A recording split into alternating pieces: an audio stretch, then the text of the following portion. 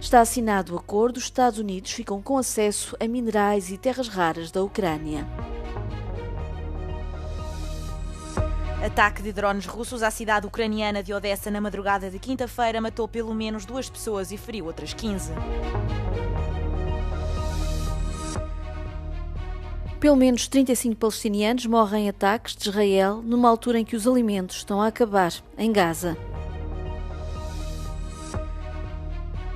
Grande incêndio nos arredores de Jerusalém. Autoridades israelitas declararam nível de alerta máximo.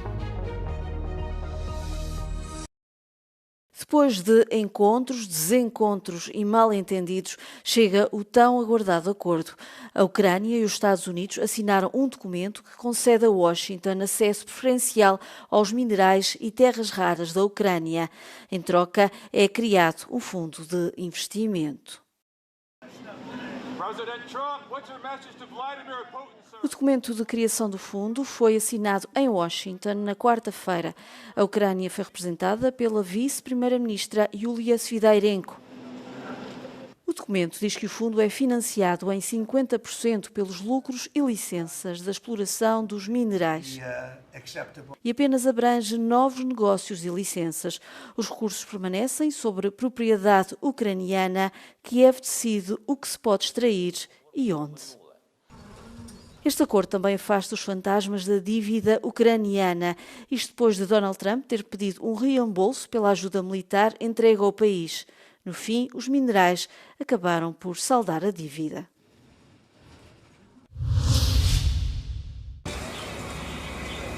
Um ataque com drones russos à cidade ucraniana de Odessa, no Mar Negro, na madrugada de quinta-feira, matou pelo menos 2 pessoas e feriu outras 15, de acordo com os serviços de emergência ucranianos. A ofensiva danificou vários blocos de apartamentos, casas particulares, uma escola, um supermercado e muitos veículos. As forças aéreas ucranianas informaram que a Rússia lançou 170 drones explosivos e 5 mísseis balísticos em 5 regiões da Ucrânia. Entretanto, em Kherson, um ataque com um drone ucraniano causou a morte de pelo menos 7 pessoas e fez 20 feridos na cidade de Oleshky, ocupada pela Rússia. A última ofensiva ocorreu depois de Washington e Kiev terem assinado um acordo na quarta-feira. A Ucrânia concedeu aos Estados Unidos o acesso aos seus minerais de terras raras, o que poderá levar à continuação do apoio militar americano à Ucrânia. Israel continua a bombardear Gaza. Na quarta-feira, os ataques mataram pelo menos 35 palestinianos. Um dos ataques teve como alvo o campo de refugiados de Nuseirat. Morreram 12 pessoas, incluindo 3 crianças. 2 das crianças eram irmãos. O hospital diz que os corpos chegaram aos bocados. Israel retomou os ataques a 18 de março. Desde então, os bombardeamentos têm sido diários. Ao mesmo tempo, não está a permitir a entrada de ajuda humanitária. Nesta altura, são cozinhas de beneficência, como esta, que continuam a alimentar muitos palestinianos. Mas também estas cozinhas correm o risco de fechar, porque não têm alimentos. A ONU fala de uma escassez crítica, não só de alimentos, mas também de água e de material médico. Israel diz que o bloqueio é uma forma de pressionar o Hamas para que liberte todos os reféns. Mas grupos de direitos humanos deixam um alerta. Usar a fome de civis como estratégia militar é um crime de guerra.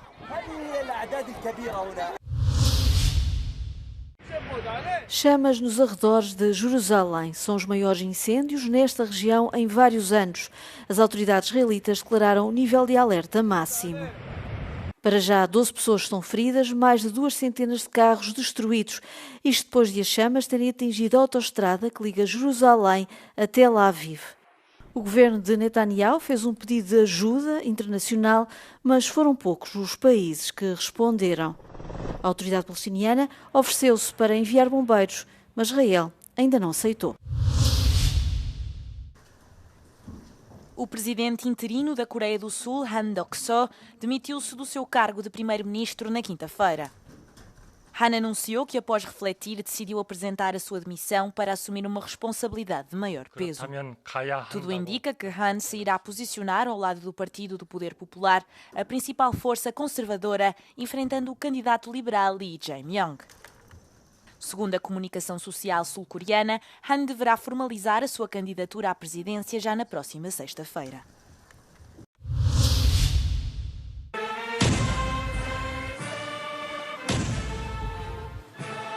São 50 anos desde a vitória, meio século desde que terminou a Guerra do Vietnã, com o Vietnã do Norte a vencer os Estados Unidos. Estas foram as imagens que traumatizaram os norte-americanos. A queda de Saigão, hoje conhecida por Ho Chi Minh, a 30 de abril de 1975. E a evacuação à pressa da Embaixada dos Estados Unidos a levar milhares de pessoas em apenas algumas horas. 50 anos depois, um novo capítulo. Nas celebrações de aniversário, o secretário-geral do Partido Comunista falou em encerrar o passado. To Lam também reconheceu o apoio de países vizinhos. E neste aniversário marcharam militares da China, do Camboja e do Laos, ao lado das tropas vietnamitas. O tema deste aniversário é a paz e o desenvolvimento futuro. É que apesar de ninguém aqui ter esquecido a guerra, agora fala-se sobretudo de reconciliação e amizade. É um longo caminho desde 1965, quando as tropas comunistas do Norte entraram em Saigão, a capital do Vietnã do Sul, com o governo apoiado pelos Estados Unidos. A guerra matou quase 4 milhões de pessoas, metade eram civis.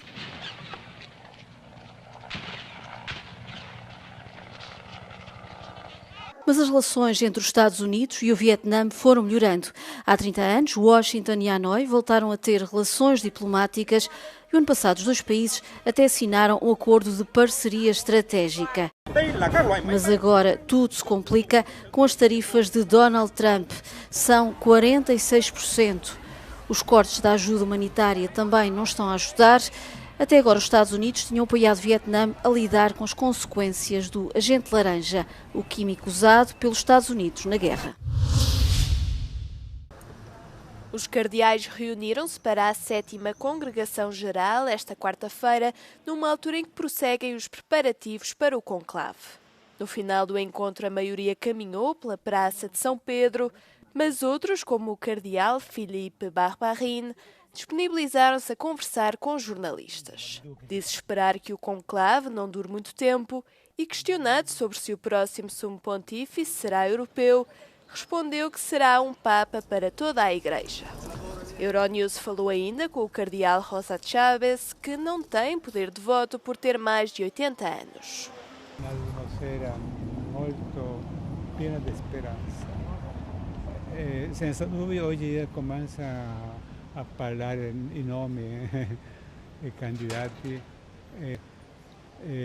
persone che non conosciamo, quando si ascolta quello che dicono, si pensa, interessante. Os cardeais continuarão a reunir-se até ao conclave, aproveitando esse tempo para formarem uma ideia mais clara sobre quem gostariam de eleger como sucessor de Francisco. A partir de agora, na Finlândia, vai ser assim. Os telemóveis ficam à porta da sala de aula. O Parlamento finlandês aprovou uma lei que restringe a utilização de telemóveis e outros dispositivos eletrónicos durante as aulas. Tudo em nome do bem-estar dos alunos e do ambiente de aprendizagem. A nova lei não é uma proibição total, são os professores que vão decidir se autorizam ou recusam o uso destes aparelhos. A medida entra em vigor em agosto, quando começar o ano letivo na Finlândia. Esta semana, a Península Ibérica ficou sem luz. O caos provocado pelo apagão reabriu o debate sobre as fontes de energia. Em Espanha, as primeiras hipóteses apontam para uma dependência em demasia da energia fotovoltaica. Entretanto, os técnicos do setor dizem que a energia nuclear é bastante mais estável. Estamos poniendo en riesgo la viabilidad de ciertas tecnologías que necesitamos y son vitales en otras ocasiones, ya que nos aportan estabilidad a la red, garantía de suministro y siempre a unos precios competitivos. Mesmo assim, em 2019, o governo espanhol aprovou um plano para desmantelar as centrais nucleares do país. O primeiro-ministro Pedro Sánchez diz que o apagão não teve a ver com a falta de centrais nucleares e mantém o plano de as fechar. Desde el punto de vista técnico no hay ningún motivo La central nuclear de Almaraz es una central completamente actualizada. Cada año se hacen inversiones de 50 millones de euros, todos enfocados a actualización tecnológica, mejoras en la seguridad. Uma dessas centrais fica em Alcaraz, mas aqui as autoridades locais defendem que o nuclear deve coexistir com as energias renováveis e até dão exemplo de outros países europeus. Pero se acaba de dar cuenta Alemania, que estaba desmantelando todas sus centrales y lo ha parado. Pero se ha dado cuenta Italia, que ahora quiere construir centrales. Se ha dado cuenta Polonia, pero es que se ha dado cuenta hasta Bélgica. Han aprobado esos 2 reactores nuevos, con la firma, por supuesto, de Teresa Ribera. A antiga ministra Teresa Ribera, agora vice-presidente da Comissão Europeia, foi quem aprovou o plano de desmantelamento da energia nuclear em Espanha. Mas agora, enquanto comissária, sugere a manutenção deste tipo de centrais nucleares na Europa. Mas Madrid não dá sinais de querer voltar para trás. El gobierno autonómico está a favor de la continuidad, tanto a nivel regional, lo que es la presidencia de la Junta de Extremadura, como son las 2 diputaciones. Também há estudos que mostram que o encerramento de Almaraz pode levar a apagões em Espanha. Mas para além do impacto energético, o encerramento vai também ter consequências económicas. Los trabajadores, lógicamente, tendrán que emigrar a otros puntos de España para poder buscar trabajo, con lo cual pierde población, con lo cual el consumo desciende una burrada. El cierre de esta central podría provocar apagones en España según diferentes informes. Además, obligaría al gobierno a comprar energía de países terceros en un momento geopolítico de máxima incertidumbre internacional. Es parte de la denuncia que hace la plataforma de afectados. En Almaraz, Roberto Macedonio, Euronews.